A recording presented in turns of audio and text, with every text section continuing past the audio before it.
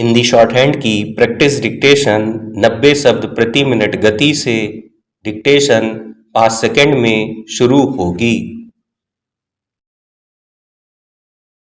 Start. भारतीय संस्कृति में तप एक अत्यंत महत्वपूर्ण मूल्य रहा है। इसका संबंध केवल धार्मिक साधना से नहीं बल्कि अपनी गुणवत्ता में वृद्धि, परोपकार और किसी उच्च उद्देश्य की प्राप्ति के लिए स्वेच्छा से शारीरिक और मानसिक कष्ट सहने से है।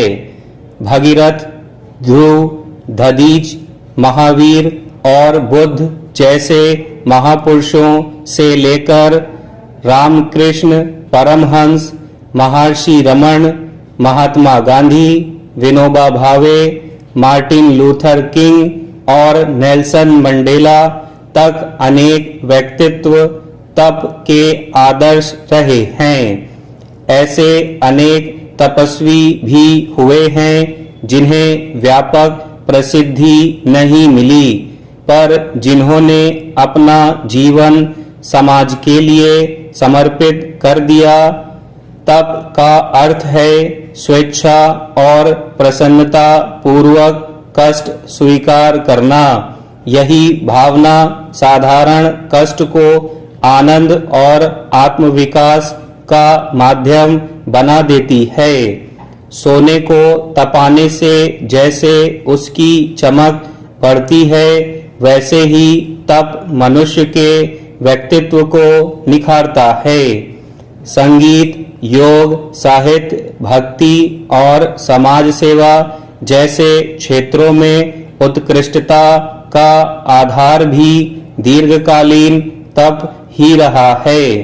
पंडित रविशंकर ने अपनी आत्मकथा में अपने गुरु उस्ताद अलाउद्दीन खान के कठोर अभ्यास का जो वर्णन किया है, वह बताते हैं कि किसी क्षेत्र में सिद्धि बिना तप के संभव नहीं। तप के दो ऐसे पक्ष हैं जिन पर आज कम ध्यान दिया जाता है। पहला, तप के लिए समय चाहिए, जबकि आज अधिकांश लोग शीघ्र परिणाम चाहते हैं। दूसरा, तप का सबसे बड़ा प्रभाव व्यक्ति के भीतर होता है, जो बाहर से तुरंत दिखाई नहीं देता। आज सफलता का मूल्यांकन लोकप्रियता, धन और बाजार की कसौटी पर होने लगा है, जबकि श्रेष्ठता और लोकप्रियता हमेशा एक दूसरे की पर्याय नहीं होती। पतंजलि के योग सूत्र में तप को नियम का आवश्यक अंग माना गया है और क्रिया योग के 3 प्रमुख तत्वों तप, स्वाध्याय और ईश्वर प्राणिधान में उसको स्थान दिया गया है। इससे स्पष्ट है कि भारतीय चिंतन में तप केवल व्यक्तिगत साधना नहीं बल्कि आत्मविकास का अनिवार्य साधन रहा है। हमारे समाज में तप का भाव लंबे समय तक विविध रूपों में विद्यमान रहा। उपवास, व्रत, सेवा, अनुशासन और त्याग उसी के रूप हैं। माता पिता बच्चों को दूसरों के लिए कष्ट उठाने की शिक्षा देते हैं।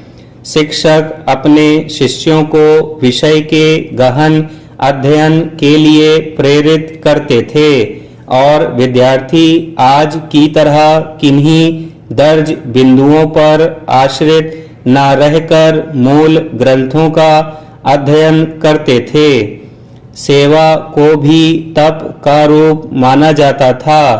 एक परिचित ने अपने वृद्ध माता पिता की सेवा को जीवन का प्रमुख दायित्व माना, जबकि उसके अन्य भाइयों ने उसमें विशेष रुचि नहीं ली। यह सेवा तप का एक प्रेरक उदाहरण था।